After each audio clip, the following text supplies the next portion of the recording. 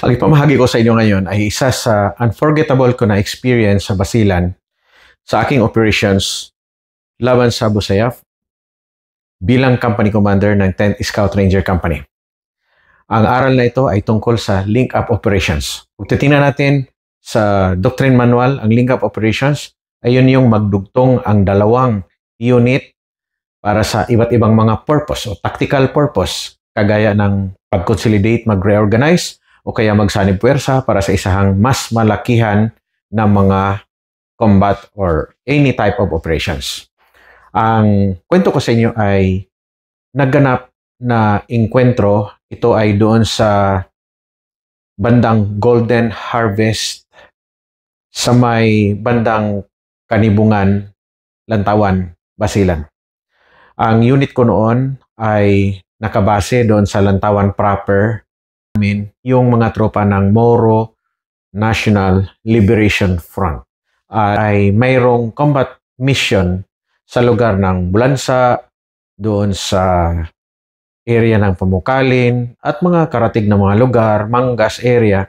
Minsan diyan kami lumalabas o kaya diyan kami mag-jump off coming from Matarling, baba sa Lantawan proper at papunta naman sa kung saan-saan, pati kagaya ng Bulan-Bulan, doon sa Bulansa area, at kung papunta kami mag-clear, papunta sa Atong-Atong.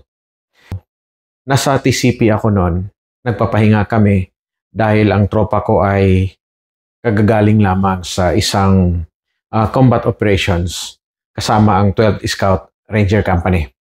Ngayon, we are supposed to conduct another mission doon naman sa lugar ng Mangas, Balawatin. Kapag diretsuhin mo yan, doon din yung Balatanay area. Doon ang aming direksyon. At ito ay direction ng Golden Harvest. Farmland yan ng mga Alano family. At maraming Nyog dyan, maraming mga Christians na dyan na nagsettle dahil sila nag-maintain ng farm na yun. For some reason, dahan-dahan na nawala yung farm, pero yung mga Christian settlers ay nanatili pa rin doon sa lugar na yon. Ang pag sa amin na nirelay sa brigade, request ito ng 10th Infantry Battalion. Ang kanilang Battalion CP tumawag sa brigade at sinabi na ang kanilang detachment commander at iilan sa mga KAFGO ay may nakita na mga Abu Sayyaf kalayuan doon sa Landugan Detachment. At hindi rin ito kalayuan sa barangay Kanibungan sa Lantawan. Nung malaman ko na KAFGO Detachment Commander ang nakakita at tinanong ko kung ilan yung napansin nila ng mga Abu Sayyaf, sabi nila more or less 20 to 30 part lang nung grupo ang kanilang nasilip mula doon sa pwesto na kanilang may inakyat sila na high ground at nakita nila daw doon. So ang tanong ko, gaano kalayo ang Abu Sayyaf nung makita? So ang inirelay na naman sa akin na more or less 50 meters ang layo. Sabi ko 50 meters, may kasama kang KAFGO, more or less 10 sila. Ang nakikita nila 20. Bakit hindi nyo bugahan? Bakit hindi nyo pa i-engage yan? Nasa high ground naman kayo. Delikado daw. Kunti lang daw ang kanilang bala. Mga KAFGO lang daw ang kasama ng isang sundalo. Sabi ko, parang may problema kung ganyan. Marami kang alibay. Kahirap magharap ng Abu Sayyaf. Tapos ngayon, andyan na sa harapan mo. Ayaw mo pang i-engage. Sa madaling salita, ako ay inatasan ng brigade na mag-jump off. Kasama yung aking tropa. Ang dala ko noon ay more or less isang platoon ang aking dala. Halos parehas lang ang number namin sa Abu Sayyaf na kaniyang dineclare. Bumaba kami noon mga 1 kilometer from Golden Harvest. Ang purpose ko naman doon ay hindi marinig ng mga kalaban na may dumating na tropa, no? About 1 kilometer from Barangay Golden Harvest. Tapos, from Golden Harvest, lalakarin mo pa yon through that high ground At mayroong isang mataas na hill dyan eh. Kalimutan ko yung pangalan ng hill na yan, na sa tuktok, makikita mo yung paligid, andun yung Landugan Detachment, andun yung Barangay Kanibungan, at part ng Maluso, makikita mo na rin. So ngayon, meron kaming problema dahil yung hiningi ko ang frequency, importante kasi yan para sa link-up operations, ang frequency ng kanilang radyo ay hindi makopya ng aming radyo. Alam mo kung bakit? Ang gamit nila ay yung VHF radio, ICOM. VHF radio, ang gamit ko naman ay issue na PRC-77 at yung RACAL na radio, yung tactical radio ng militar. Yung sa kanila ay actually civilian na type or commercial radio na ICOM. So, may problema na agad kasi sa link-up operations, importante ang far and near signals at yung far signals ay pertaining to radio communications. Ang pangalawa ay walang dalang mapa, walang dalang kompas. Si Sergeant, yung detachment commander ng Landugan Detachment. O kako, tawag na mission essential equipment. No? Kasi tinanong ko, o sige, pwedeng i-plot nila ang kanilang location, ibigay na lang sa akin yung kanilang grid coordinate, mag-stop sila doon, I'll be coming from the north, and babantayan na lang nila yung approach namin. No? Kasi nung sumugod kami doon sa area na yun, that should be around 2 o'clock in the afternoon.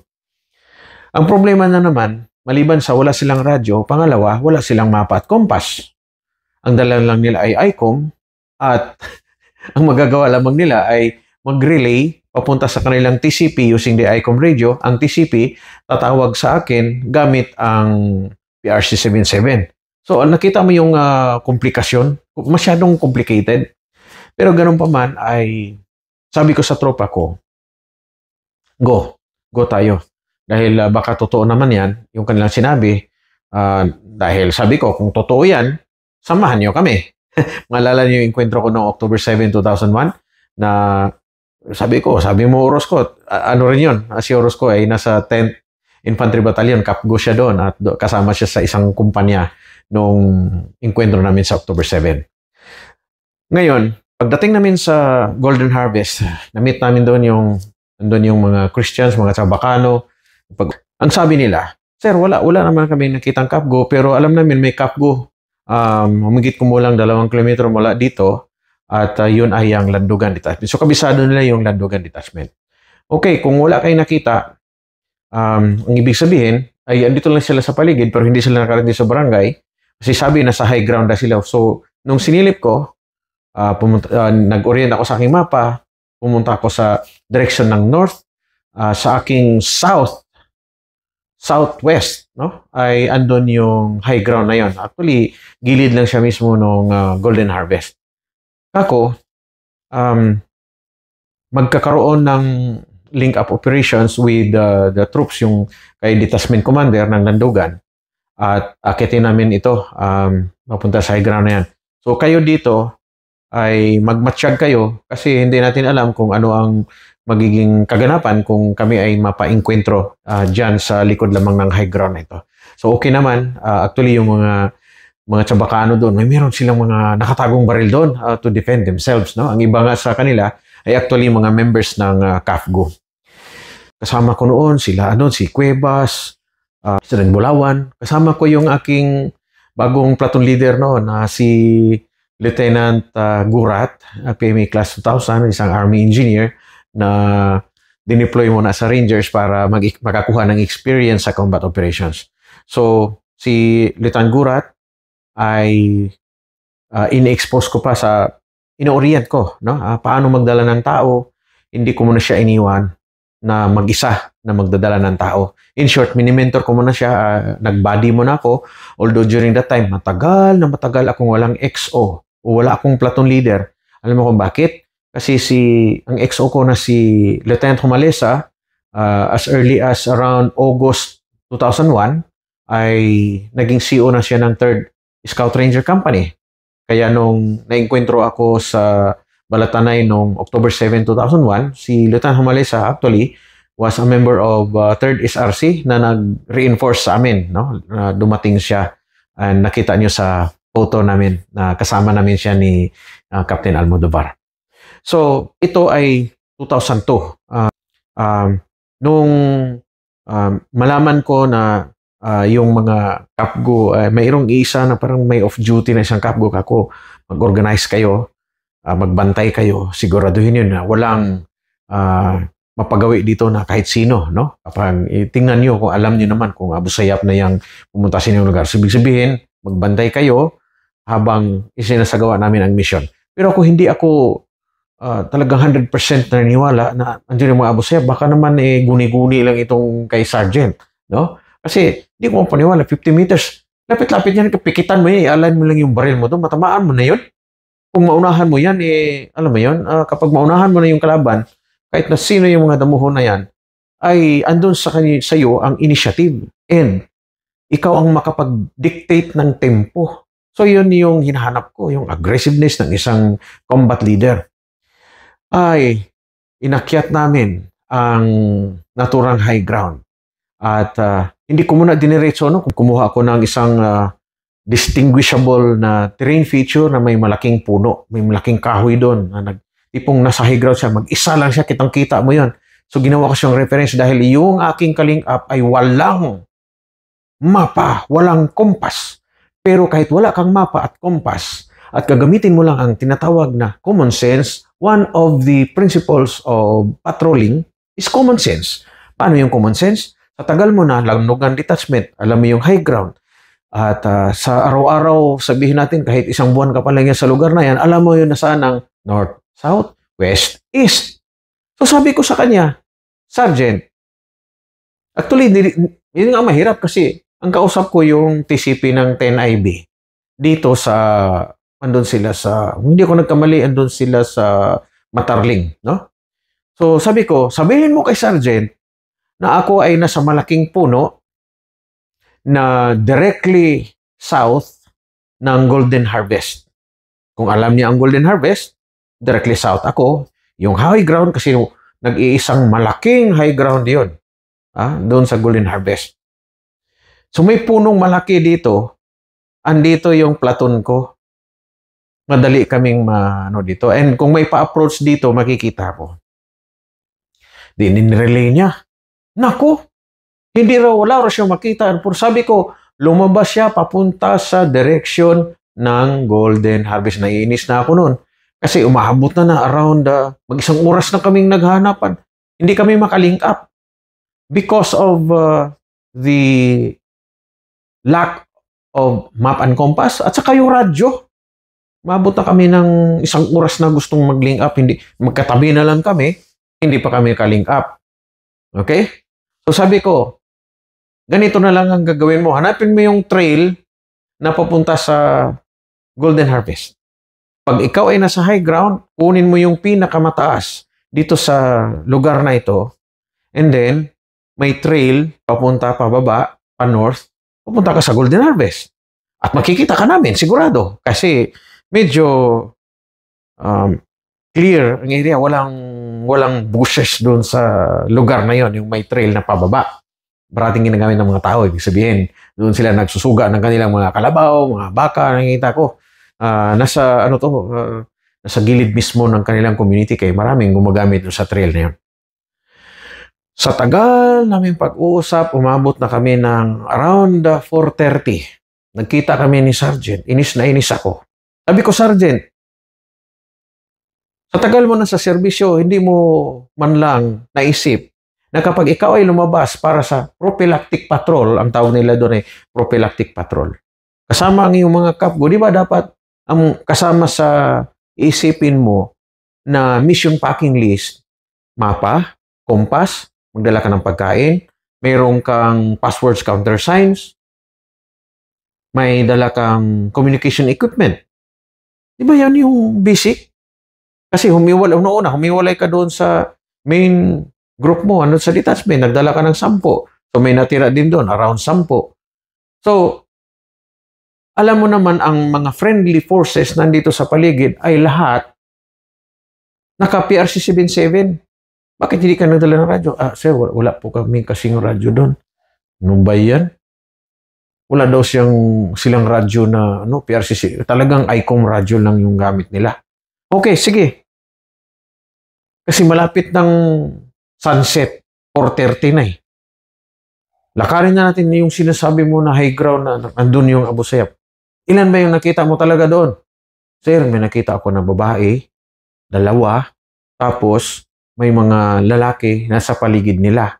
Nagsasaing sila doon.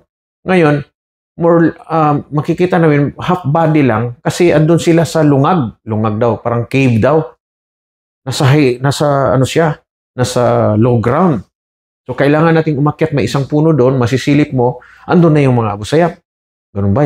Isip ko naman, kung akyat ako, maya-maya, mabulsay ako. Kasi, pupunta ako sa high ground, ma-expose ako. Anyway, sama kami. Kala ko, ako, 50-50 pa lang ako na, may Abu Sayyaf ba talaga? Pero, ako, I always consider na meron. No? Sabi ko sa mga tropa ko, sige, ako yung nasa leading. Sabi ko si Bulawan ang ano noon, siya yung leading na team, no? Kasama ko si Arencillo, doon si Lieutenant Gurat, nilagay ko sa likod. Doon ka sa likod, observe, watch and learn. Yan ang ano ko kasi hindi pa siya na-encounter as part ng 10th Scout Ranger Company. So bumaba na kami dahan-dahan, no? Dahan na kami, kali sa high ground, pababa na kami. Hindi na trail yung dinadaanan namin. Umiwas na kami doon sa trail. Dito na kami sa sukal. Dandahan lang kami. Sabi ko, Sergeant, katabi ko siya. Mga ilang metro pa mula dito sa location na to. Kasi nakikita ko yung paligid pababa. Masukal-sukal na. Masukal-sukal. Dito sa pinanggalingan namin, halo, may malaking kahoy, maliit na kahoy, may mga kugon, ganyan. Pero naging masukal. Ibig sabihin, susuot kami sa kakahoyan. Gaano kalayo? Sir, mga 150 meters. 150 meters? Malapit yun. Ang 150 meters, malapit ha. Di ko, tandaan tayo ha, kasi 150 meters na. Kung totoo sinasabi ni Sergeant, maririnig na tayo ng Abu Sayyaf niyan. Kung magaling sila, alam niyo, matindi yung survival instinct mga Abu Sayyaf eh. Yung kanilang alam mo yun, pakiramdam, matalas. So, kung 150 meters na lang, dapat tactical movement talaga kami. Yung stalk like a panther, no? So, nagdandahan kami, nauna kami. Dandahan na, walang ingay. Dandahan, tactical, ganyan. Dandahan kami. Hanggang sa narating namin yung sinasabi na tinuturo na, Sir, yung puno na yan, kapag akitin mo dandahan yan, masisilip mo sila sa baba. Kasi kung hindi akyatin, dadapa ka lang doon sa high ground na yun. May maraming mga damo. Kung ihawiin mo naman, baka mabaril ka na. Kasi sila ay andun sa, yung location nila. Actually, hindi siya yungib. Para siyang spar. Ang spar is, kapag may high ground, magkadikit yung dalawang high ground, mayroon yung daanan ng tubig. At may ma-form minsan dyan na akala mo ay yungib. Mababaw lang yun. Minsan parang yungib, pero hindi naman yungib yun. Siguro pag kalakasan ng tubig, maraming naiipon doon, kaya mukha siyang yungib. Ngayon, sabi ko, spread out. Sabi ko kay Bulawan, forward ka ng konti doon kasi akong sisilip. Ang una kong pinasilip pala ay si Sergeant. Dahil sabi mo, makikita mo dyan, silipin mo ngayon, ikaw ang umakyat, kami ang magbabantay, kami ang mag-suppress, sakali may mamamoto. Kasi akyatin niya around mga 2 meters para makita niya. No? Pinaakyat ko si Sergeant. Alam ko, kinakabakabahan ni si Sergeant kasi galing na raw siya doon sinilip na dyan So yung mga kap ko, nakapaligid lang dyan. May baril yung mga kap ko. Ang iba surit-surit, may yung baril nila. May nakagaran, ganyan. Iilan lang yung clips yung garan. Ang iba naka-M14, ganyan. Mayroong iba na parang sabit lang sa patrol na yon. Kasi yung baril niya parang luma man yun. Hindi man yun issue ng army. Siguro si BO yun. Anyway, si Sergeant. Makita si Sergeant, dandahan si Sergeant. Parang naririnig ko yung hininga niya Ganun. Parang kinakabahan siya. Akyat siya ganun. Tinitingnan ko siya. So I was also trying na masilip ko. Wala akong makita. Naaninag ko lang yung location, which is totoo, around 50 meters, no? Nasa low ground, ganyan. Masukal siya. May naaninag ako doon na kulay blue na tent. Kaba ko, bug. Kasi, tent, ibig sabihin may tao, may kampo-kampo doon. Ganyan mga Abu Sayyaf, gumagawa yan sila ng mga tent. So, siya, akyat siya. Pag akyat niya, sandali lang siya doon. Walang 10 seconds, dandaan na siyang bumaba. Sabi niya, sir, andyan. Ganun ba? Ngayon, sabi ko, para sigurado, silipin ko. No? So, palitan kami ni Sergeant. So, inisling ko muna yung baril ko, ganyan. Dandaan ko. Binaba ko yung backpack ko. Ako naman akyat, dandaan ako. Talagang tinataon ko na yung hangin para mayroong disturbance sa environment ba. Para hindi maingay. Hindi nila masyadong maulinigan yung mga ingay-ingay sa paligid. Ako naman nag-ingay. Nag-akyat yun, dahan-dahan ako. Silip ako konti. Ako, nakikita ko yung kulay blue. Pero wala akong makitang tao. Akyat ako ganyan. Silip na naman ako. Ako, may nakikita akong mga tao dito. Mga ganito lang nakita ko. Sabi ko, ayan sila. Tapos mangungusot. Tama, nagluluto sila. Sabi ko, kulang. Sino yung tao? Baka naman sibilyan. Akyat pa ako ulit. Dahan-dahan talaga. Silip naman ako. Nako! Nakita ko yung dulo ng importe na kasandal. may dulo ng importe na kasandal. Silip ako kunti. Naku, may isa, dalawang grupo ang nakita ko eh. May 4 na andun katabi doon sa yung blue na tent. Tapos dito yung yung low ground na ganyan. May isang Abu Sayyaf na naka-M203 siya eh. Naka-M203 import. Parang baby Armalite kung tawagin, yung M653. May M203, nakaganon siya. Nakipagkwenta-kwentuhan siya doon sa babae na dalawa. Nakatalikod yung dalawang babae, nakaharap yung Abu Sayyaf na yung 14, may tali siya dito. Ngayon, kung lilingon siya sa taas, makikita niya ako eh. Ngayon, sabi ko, ito pala itong mga damuhon na to. So, dahan-dahan ako nagbaba, ganyan, dahan-dahan ako nagbaba. Nag-quick briefing ako. Bulawan, Lieutenant Gurat, kasi sila yung mga leaders ko. Si Kuybas, Meron pa isang squad leader ako, isang team leader ako kasama. Ngayon, sabi ko sa kanila, ang gawin natin, gapang papunta doon. So, parang letter L ang gawin namin. Para dito sa kabilang side, ako, yung grupo ko, kasama ko si Arancilio, makover namin yung makikita ka sa location na yon kung bababa kami ng konti.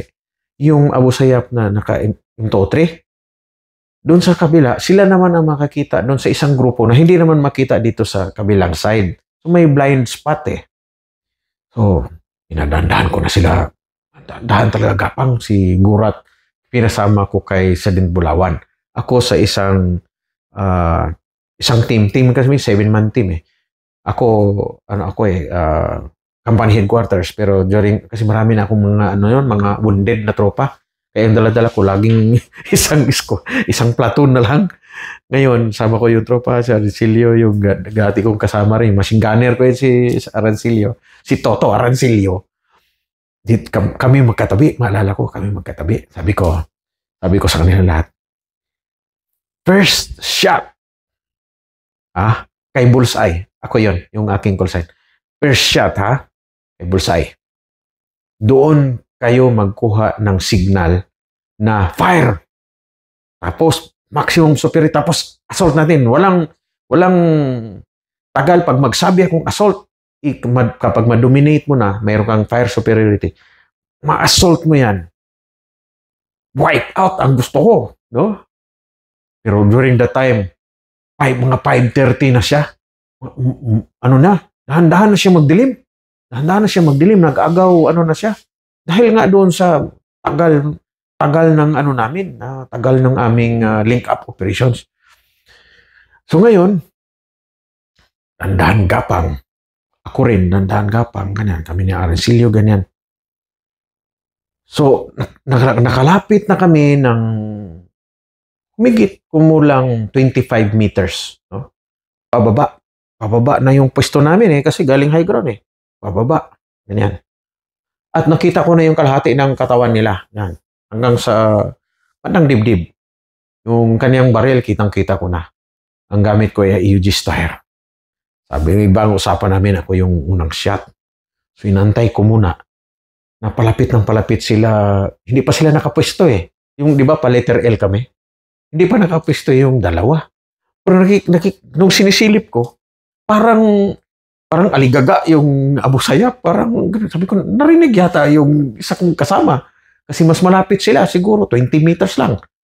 Parang aligaga siya, ganyan. Pero ako nakatutok na ako. Ganyan. Abangan nyo ang kasunod anong nangyari. Dahil lumaba ating video. At tandaan nyo parati, kung kayo ay maglilid ng patrol, kung ano ang mga aral na makukuha niyo dito sa aming experience. Kita-kita sa part 2 sa aking inkwentro sa barangay Landugan, Tantawan, Basilan.